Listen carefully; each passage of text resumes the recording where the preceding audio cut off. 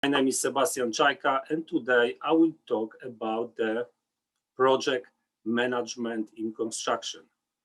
We will focus on planning, programming, sequence of works, recruitment, logistic, health and safety, quality, and presentation.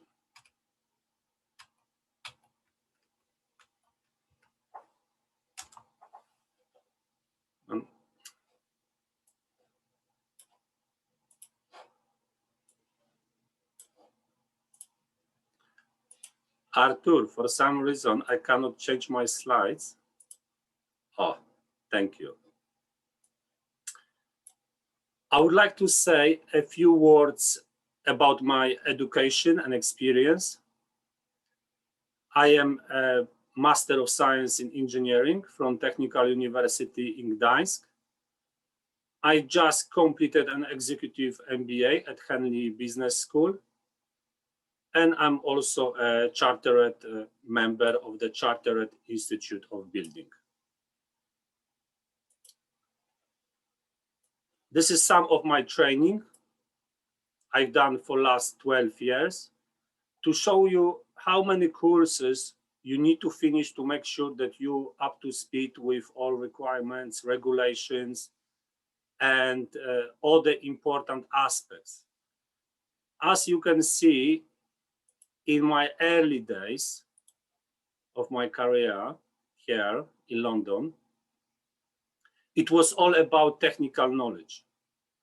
For example, crane appreciation, working at height, temporary works coordinator, NHBC courses, and so on. And then when I started working as the project manager, I had to quickly learn the soft skills, which are also very important if you start managing your teams. For example, management performance, effective team building, recruitment and selection, future-proofing your people, having difficult conversations, and so on. My experience. I started my career on quite large projects, above 200 apartments per one phase. However, some projects had even 5 to 8 phases. So we're talking about at least 1,000 apartments, which were built sometimes for even 7 or more years. At Chelsea Bridge Wharf, I was involved with phase 5. And at the Bromyard House project, I was also involved with phase 5. And I was responsible for all internal works, right from the beginning to the final handover to the customer service team, who was then selling these apartments and penthouses. And Napier 3 project in Acton, I was involved with phase 7, and I was managing all external works. I was working on very high-end projects in London. One of them was Ibury Square in Belgravia, where I was managing all internal works. Apartments were sold for 10 million or more.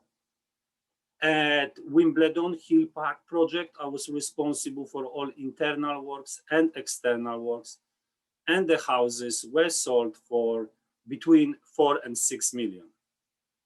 The specification involved marble, which was imported from China, carpentry from Dubai. Some very famous architects were involved too. I was managing the large project teams on projects like Sovereign Court, where I was responsible for creating the right team for external and internal works, running teams of more than 10 internal managers. And at Millbrook Park project, I was doing pre-construction works of a 100 million project and running completion of 50 houses project at the same time. During these years, I was recognized by Considerate Constructor Scheme and NHBC on my few projects. And my last project this year was awarded by Considerate Constructors with Silver Award. My interest is offsite manufacturing, which I think is the future for construction. However, due to certain factors, is very slowly introduced in the UK. I wrote the Management Research Challenge about offsite manufacturing at Henley Business School, where I describe the drivers for change and the resistance to change for offsite manufacturing in the UK. I have also created and managed within the business the new process and change strategy to implement OSM elements. And to do so, I was chairing the OSM meetings. Project management. Project management gives a lot of satisfaction. However, to achieve success, you need to invest a lot of time, mainly right at the beginning, to make sure that everything is properly planned and programmed. Therefore, early planning is the key to your success. The biggest mistake some companies make is to employ project managers too late. Ideally, it depends on the complexity of the projects. Project managers should start at least 6 months or more before the construction works start on site. However, it depends on a lot of circumstances, including the current situation with COVID-19. And you can be asked to start a project straight away, and you need to just deal with it. This is the example of the early planning process with some key items you need to take into account. On project like this attached, where the building line, this is the building line, this is the space for the scaffolding, and this is the hoarding.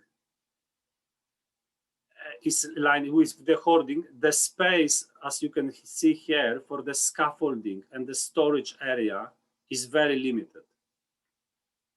Additionally, you need to think where the project office should be located. As you can see in this case, the project office, the space for your project office was very limited. And we had to install the bespoke modular project office to serve more than 150 people.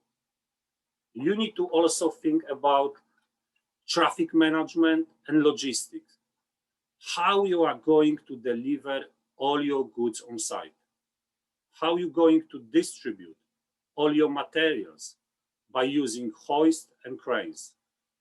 Where are you going to store all the materials? How are you going to make your project secure? CCTV, security, again, and many, many more aspects. Emergency gate, protection to party wall. In this case, we had a party wall on this side, and we had to protect this party wall with concrete blocks. On this side was the Grand Union Canal, so we had to protect this wall too. And many more aspects. As you can see, the space here was very limited. We had to program how to deliver all the goods. We had to find and make sure that we've got enough space for 2 lorries, for example, to pass each other. We had to, in this case, had 2 traffic marshals, because all lorries, they had to reverse to our side. And yeah, and many, many more aspects. This is another example of the bigger project when you go through the same principle. We need to think where the project office is located. You need to think about the traffic management plan, logistics, how you're going to deliver all your goods, gates, and internal roads in this case here. How you're going to secure your project, and how you're going to deliver your project. As sometimes you need to have a few phases. In this case, you've got phase 1 here, phase 2, phase 3, and phase 4, because you're not able to build everything at the same time. Sometimes it's due to the logistics, sometimes it's due to the cash flow, to the risk. When everything is planned, and you are ready to start, the first works you do after demolition works are enabling works. It means works which are enabled to build your new project. You will need to install the project office, but also the sewer connection to serve this project office. Temporary building supply for water and electric to serve your project office and the whole construction site during construction. You need to build the new entrance. In some cases, you need to build internal roads and so on. Also, you need to think which works are critical right at the beginning. For example, like on this project, it was finishing the party wall. Party wall was here, as discussed earlier, and repairing the canal wall, Grand Union canal wall on this side. Why these works are critical? You don't want these works later on to obstruct your main works on site in the future. That's why everything you do, you need to plan carefully. So you don't need to go back to certain areas twice. For example, if you want, in this case, we had to install the permanent drainage below or under this project office. So when this project office was removed in a couple of years, we don't need to go back and finish the drainage. And in this case, everything is about time and money, and you just save a lot of time.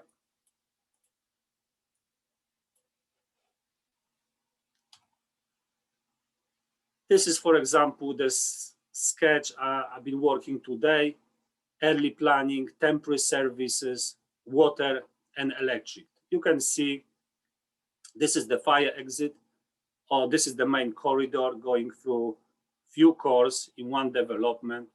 So we need to plan exactly how many lights we need in this corridor. Some of them are emergency lights, just in case the power is dropped. We need to make sure that these corridors are still light for all workforce to safely evacuate from the site. I had to also put the drop lines, T-drop 110 for each apartment. So where people working in this apartment, they've got access to the power. And many more access. We need to think about water points because some subcontractors, they use water. We need to think about transformers with the power plugs in the hallways again, and so on and so on. Target program. Project managers need to have a vision how to deliver the project. They need to program ahead all works by using special programs. For example, Asta Power project or Microsoft project. Everything needs to be planned ahead. We need to understand when all works will start in the future and how long it will take to complete them. For example, demolition works, piling, substructure, superstructure, envelope, fit out, including M&E works, landscaping. If you start opening these bars, you will see even a few thousands of lines in some cases. And you will know, for example, that the tiling in the bathroom in block B, core 2, level 3, you need to start on certain date, which is agreed later on with your subcontractors. But good project managers know the balance to not overcomplicate the program at this stage, as you cannot predict everything. The sequence of works must be right, and you need to create the right flow of your resources, people and materials to deliver the project. It cannot be neither too quick nor too slow. Again, good project managers can recognize it, taking into account the delivery restrictions of very limited space on site. It means very difficult logistics. Handover process and exit strategy. We need to program the exit strategy too for the project right at the end. For example, when do we need to dismantle all the hoists, or also cranes, or when we're going to remove the project office? We need to know how we're going to hand over this whole project to our client, as it is impossible to hand over everything at the same time. Every single apartment, being stores, plant rooms, must be checked and signed off. Like you can see in this case, it was planned to start handover process in January 2020, and it was everything going this direction, and then from here also here, everything's supposed to be finished April 2020. Recruitment, project team. You cannot build your project by yourself. You need to build a strong team around you. These are the charts from my last projects. Project managers need to know who they exactly need to deliver the project and when. This was one of the smaller projects, and this was a little bit bigger. You can see that the team is much bigger. It all depends how many apartments you try to deliver. But what we need to also know, we need to know what these people will be responsible for. How are you going to structure your team? First fix managers, second fix managers, or package managers. We need to employ those people most of the time, and then we need to manage them to make sure that the project is complete on time, within the budget, and with a very good quality. A part of your production team, you will need on board your commercial and technical team, logistics team, site admin, and so on. So there are quite few people involved to deliver one development.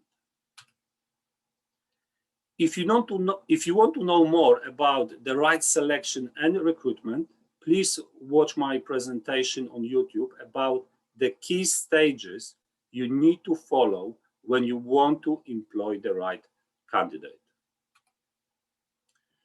Recruitment is just the beginning of the process with your team. Now you need to manage your team. Again, as our time is very limited today, please watch my video about creating and managing high-performing teams. Traffic management. Traffic management is very important. The most fatal accidents on construction sites are caused by falls from height, is here, then trap by something collapsing or overturning, and the third one is struck by moving vehicles. Therefore, we need to know how our deliveries will enter the site and move around the site, and how they exit our site. The best one is one-way system on site, so there is no reversing. If there is a reversing required on site, only with traffic marshals. It means people especially trained to control the traffic on construction sites. The second main point is to segregate pedestrians from moving vehicles. We do this by using physical barriers. We also need to plan the best delivery times, so we don't cause more traffic to the local area.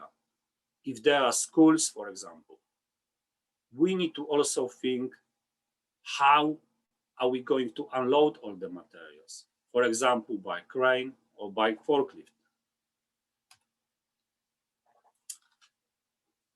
The main contractor is responsible for vertical movement of all materials. the subcontractors are responsible for horizontal movement. Therefore, you need to know how many hoists and cranes you need to deliver the project. You cannot have too many, as you will spend too much money, and also you cannot have too few, as it will affect your delivery time of your project. You need to know what type of hoist do you need, what types of cranes, what is the process for the installation and dismantling of these cranes and hoists. Most of the time, there isn't an issue to erect the crane, but there is a very limited space for dismantling cranes, as you have your development in place, which is restricting your access. And this is the situation we had in this case, where the access was only here from the main road. On this side, we had industrial area. On this side, we had industrial area. And on this side, we had Grand Union Canal. So it wasn't an issue at the beginning to erect these both trains. However, when this development was built, there was no access to this crane. So right at the beginning, we had to design this crane strategy. And in this case, this crane, which was placed here, was responsible to dismantle this crane, which was quite tricky.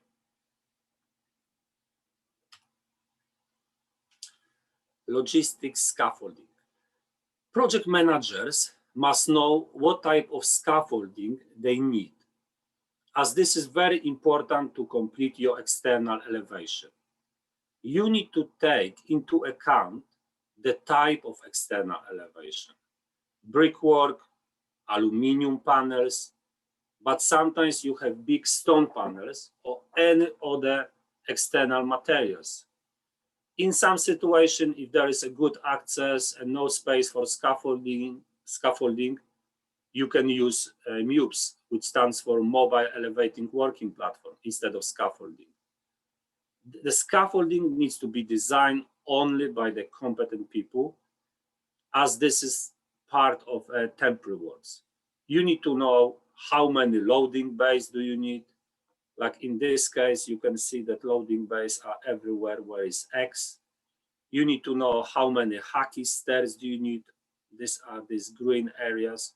The same, you cannot have too many because you will spend too much money, but at the same time, you cannot have too less because you need to get the right amount of people at the right time to finish all this, this elevation.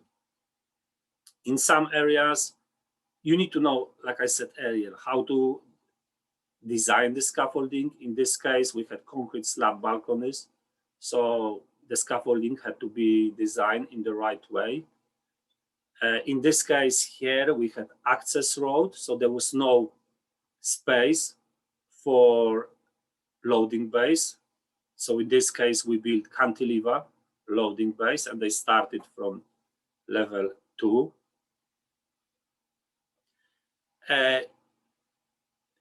Important for safety and for presentation is always to install monoflex. The monoflex were installed on this side from the main road. So it's good for presentation and it's good for health and safety. To save money, the rest of the scaffolding was covered with debris net.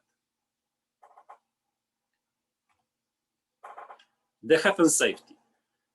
The health and safety or construction site, again, must be planned very carefully. Project managers should plan and create the traffic management and logistic plan we discussed earlier, but also fire evacuation plan, which is attached here. Everyone on site needs to know where is the master point. So this is the area where they need to evacuate during fire. How do they know where is the master point? Everyone who is coming to do any works on site, he needs to go for induction. Induction is important to brief everyone, like I said, before starting works about specific health and safety issues, including this fire plan, including logistic, and any other health and safety arrangements. What is also important? Before any works can start on construction site, the risk assessment and method statement must be written by subcontractors for all required works. Only competent people should review and sign off this document. If this document is not signed off, it means that works cannot start. What is important in this document is we need to identify the risk. We need to know how to mitigate and how to manage this risk. Is workforce competent? Have they got relevant training? Have they got all valid certificates? For example, to use excavator or any other machinery. Traffic management and logistics plan needs to be reviewed as often as required.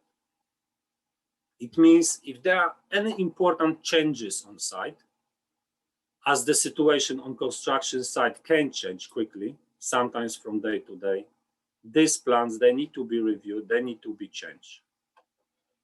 We've got also other systems in place to make sure that health and safety is in the right order. We've got permits, we've got weekly health and safety walk-arounds with the reports, which need to be closed sometimes straight away, sometimes we give subcontractors 24 hours. We do morning briefings for subcontractors, site managers, morning walk-arounds, and obviously the key, tidy construction site. This is very important. Good housekeeping. Quality. Quality needs to be built in. So you need to start right from the beginning, which is the right culture in the business. There are still some companies in the UK where this culture element is missing, so they will never achieve the right quality. It needs to come right from the top, from senior management team, managing director, or the owner of the business. When you have the right culture, you need to have the right recruitment process, the right design, and many, many more aspects, which I listed here. When you have the right culture and you've got all this process in place, then we can start implementing quality plan on construction site. We know what is this is the flow chart showing exactly which handovers and how they need to go. Obviously, first, let's say it needs to be done first fix, then it needs to be done second fix, and so on. In this case, we also need to monitor these handovers. We've got special trackers. These trackers are linked with the payments. So if your contractors don't finish works, they are not paid. At the same time, we've got special roles and responsibilities for our managers, so they know exactly what they are responsible for. At the same time, we need to have clear and agreed specification with the client. And again, good housekeeping. Good housekeeping is the key to very good quality, to achieve a good quality on site. Construction site is like a small factory. Sometimes you need to deliver 100, 200 or more apartments. Presentation. Presentation is also very important. The look of your hoarding area around your site, welfare area, outside and inside, housekeeping on site, and how you treat your workforce. It means toilets must be also clean. Fire routes, very important, must be always clear. And you can see here, this is the segregation, physical barriers between the pedestrian and moving machinery. Clear storage areas. You can see the fire points here in place in critical areas, mainly each floor, each core. We've got here water and CO2, and this is also wireless fire alarm. If this fire alarm is activated here, then in a couple of seconds, all these fire points, and sometimes there are quite few of them on site, asking everyone, obviously, to leave the site immediately. Visual standards are critical to show your subcontractors that your expectations on this side are very high. And this is also helping you to achieve the good quality on your construction site. This is my personal mantra. Number one is vision. You need to have a vision to deliver the project. If you don't have a vision, you will drift around and you will never get to your destination goal, which is the successful delivery of your project. Number two, big picture. Project managers need to see the big picture all the time and not to dive into micromanaging or spending too much time on things which are less important. Our job is to support our team and predict and resolve all bottlenecks on time for the smooth delivery of our project. Number three, you need to see other people's perspective to make an agreement with all parties, which is essential in project management. Your goal is the same as the goal of your subcontractors and the team to deliver successfully the project. So it's important for us to make everyone's life as easy as possible. And we always need to look for a solution, no excuses. Thank you for listening, and I hope you enjoy my webinar. Please write me an email with your feedback. Have I talked about areas you expected? Or was it well delivered? Or perhaps there was something unclear? Or you wish it was more material with regards to some other subjects? Any room for improvement? All your thoughts are important for me, so please don't hesitate to write your feedback.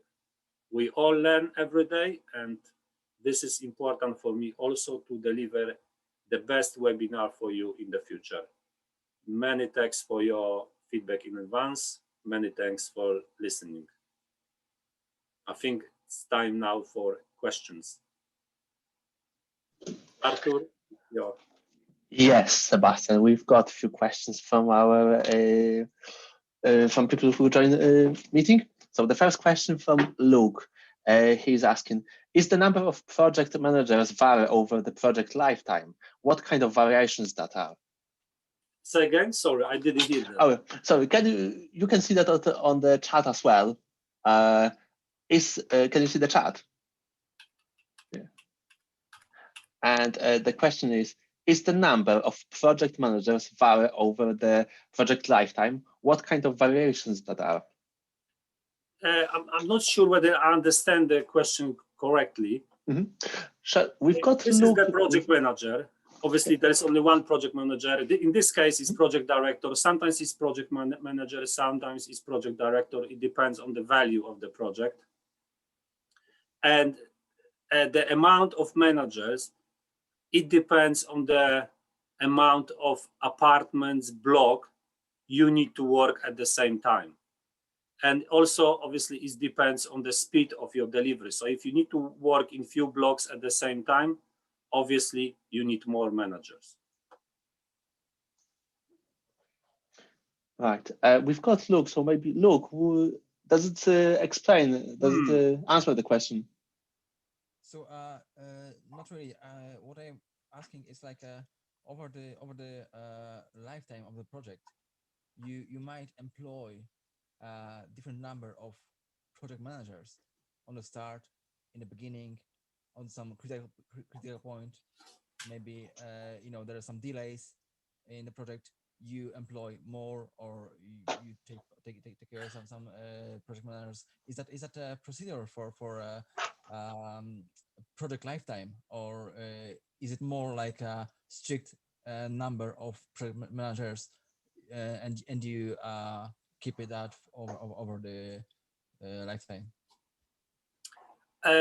Unfortunately, I can't hear you very well. However, I think I know where you're coming from. Ideally, in ideal world, you should have one project manager delivering one project. And because these people are quite important for the business, obviously they are start from certain time. Like I said, ideally they should start good 6 months before each project, and because they've got enough time then to program everything, because there are also other works involved before you start actually on site. And most of the time they're almost right to the end. Most of the time project managers, they are not to the last minute. The last handover process of some last apartments are not as critical, and project managers, they go to other projects to run other projects, or they already start other projects. They just overlap. Okay, thank you. Okay, next question. Do you normally include in the project team people designed to specially predict delays and try to overcome or prepare a new scope chart or correct current one, or is it in hands to manage by project managers? Again, sorry, Arthur, but can you just repeat this question again? Yeah, sure. Do you normally include in the project team people designed to specially predict delays and try to overcome or prepare a new scope chart or correct current one, or is it in hands to manage by project managers? We try to avoid delays. And now if the project is properly planned, our goal is to finish the project obviously on time. And most of the time, there are no any delays. If there are any delays because of the situation on the market, problem with the suppliers, problems sometimes with some subcontractors or with your workforce, it depends. Then most of the time, unfortunately, project managers, they need to deal with it, obviously, in some cases with support of the companies and directors. Right. Thank you. Next question is from Roman. Roman just said, Sebastian, do you think it would be worth engaging project managers even earlier at design stage and work together with architects to save time, cost, offer safety to contractors, but at the same time, not to restrict the architect's creativity and or compromise functionality of the building? Is there actually such procurement route in Britain where the design team and contractors would team together from the onset of the project? Very good question. I touched on this a little bit during my presentation. Ideally, project managers should be involved with each project as soon as possible, not when the construction works start on site. It needs to happen 6 months, sometimes 7 months before actually this work will start on site. This is the best time. And then, like Roman said, project managers can work with the designers, with the technical department, they can work with the commercial department, because most of the times when the project managers start too late, design team and commercial team, they're struggling because they don't have this, they don't have the feedback from anyone from the production team. But sometimes it all depends on the situation. I just started a project now straight away, and it's because due to the situation in the UK and in the world, due to this COVID-19, so the project was on hold, and now full steam ahead. So it all depends, but ideally I would like to start always be involved as early as possible when I can properly plan all activities, and then I understand fully the project, and at this stage I've got more information, where at the moment there's a lot I need to catch up. But this is just the way how it is. Sometimes I need to just deal with it. Thank you. The next question we have from Tomasz. He's asking, regarding to the training and or certification, can PMP or Prince be useful for PM in construction industry? I don't know. It's worth to check. To be fair, I don't know this training, so it's difficult for me to say. Thank you. Next question is about your email address, so I assume we can type it and share with our Yes. people here. Right. And next one from Luke. I would state, according to your mantra number 2, big picture for project managers are important. However, project engineers who also manage projects are more often stuck into detailed small tasks. Do you agree? Yes and no. It all depends. Project managers, obviously small details sometimes are important. If your small details are not right, the big, the project it won't work. However, project managers, what I try to say here is that you can't be everywhere, you can manage everything, and sometimes people just lose the focus. They just dive into areas, they just lose the time, and our time is very limited. There is only one project manager per each development, so it's important to see this big picture all the time. So what I try to say by this is that you need to look ahead. Sometimes you need to see things 1 year ahead. Sometimes you need to see things 1 month ahead. So as long as you've got time to see these things, you can obviously do other stuff as well. But the most important for project managers is to constantly see this big picture when this project will be delivered and needs to be delivered on time. Thank you, Sebastian. Next question we have from Mira. Mira said, large companies use PMs without the specific specialization. They claim a good PM can deliver any project. So it will be either construction, MAE, communication, utilities. Do you agree with this approach, or you believe PM should have a specialization? We have specializations. I, for example, specialize in residential, and I like, for instance, concrete frame buildings. I like large developments where I can use cranes, hoist. Sometimes the logistic is quite tricky. For some reason, I'm not a big fan of houses, and this is just not my cup of tea.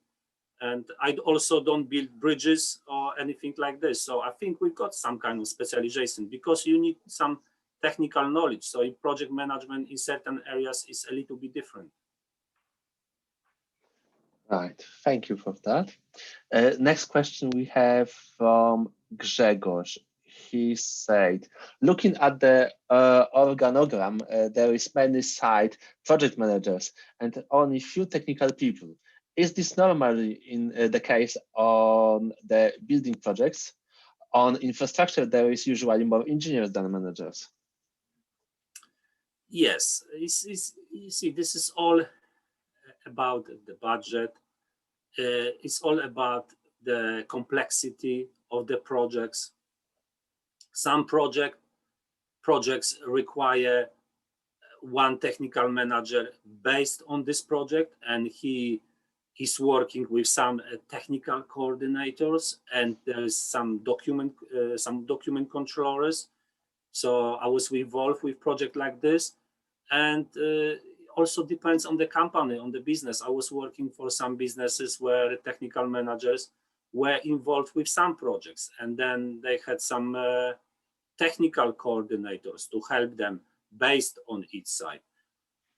To be fair, residential projects, again, it depends. Maybe high quality projects, high-end projects in London with complicated M&E services, they require more technical knowledge. But some developments, they're not as complicated. So one technical manager or one technical coordinator is enough on one project, and sometimes they got a document controller or site admin to help them with some paperwork.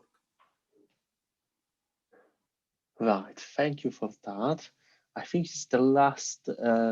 No, hold on, we've got another one.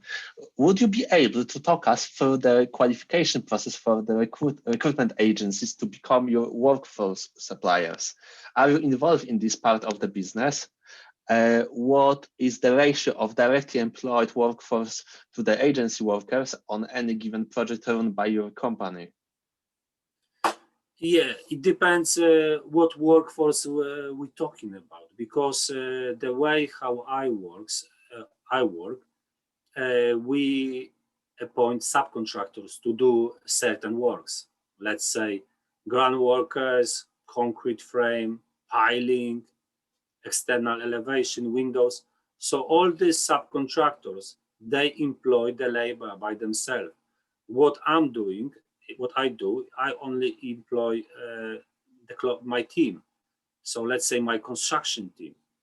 And this team to employ, I use check or recommended recruitment agencies. And then I speak to them and they know who I'm looking for.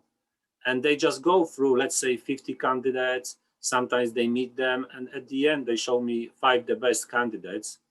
And then I need to meet these people, just interview them, and hopefully find the best one to suit our project, to suit our team. It's not easy process, and our time is very limited. So I need to be supported by recruitment agencies, good recruitment agencies. Right, thank you for this answer. Next question we have from Daniel. Daniel asked, what software are you using to plan and track the project progress? To track the project progress, so the program I use all the time is Asta Power Project. And this program software I use to program my developments, projects I'm responsible for. And at the same time, I use this software to, it's like a drop line I can do on a weekly basis, so I can monitor my progress and critical paths. It means paths which will affect the finish of the project. Great, thank you. Next question is from Greg. How the large construction companies are preparing now for lack of the workforce for incoming months, years, UK exiting EU? Very good question. And I need to be honest, I don't know. There's a lot said about, obviously, shortage of construction workers in the UK within next, let's say, 10 years. And will be quite interesting to see how it will all work, mainly with this Brexit coming next year. At the moment, I don't see the difference, but it can change. But like I think every industry is extremely difficult, very difficult to find the right good people. Thank you. It looks like it's the last question, unless we've got any more from our people here. So do you have, folks, do you have any questions you would like to shout now?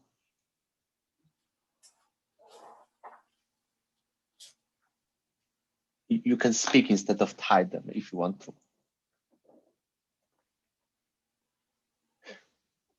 I couldn't hear and couldn't see any other questions, so I think it's a time to say thank you for attending. Yeah. Yeah, sure. Oh, yeah.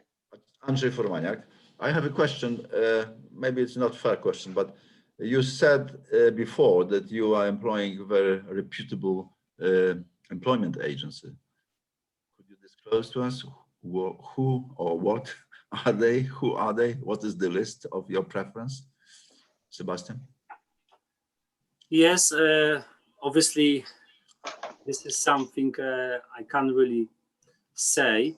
It depends on businesses. It depends on businesses. This is one. Some businesses, they've got approved list of businesses they work with. And also, from my point of view, I work with certain people for years. So these people, they know my expectations. So it's very easy to work with me. And there were projects where one person was literally responsible to send, let's say, 80% of people.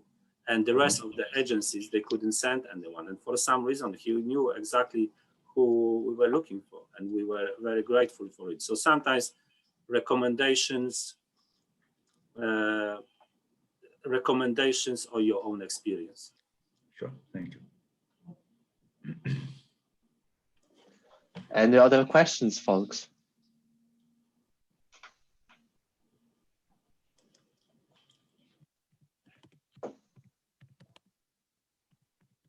Couldn't see any. Right.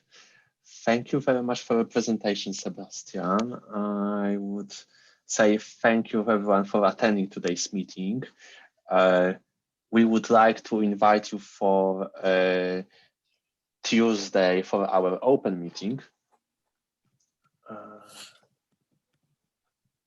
where we have it's open for our members, and new members is kind of unofficial one, so not kind of without any specific topic. We're gonna discuss things and see if we've got new members today. Thank you very much for that. If anyone would like to deliver any presentation, you're more than welcome to contact with us.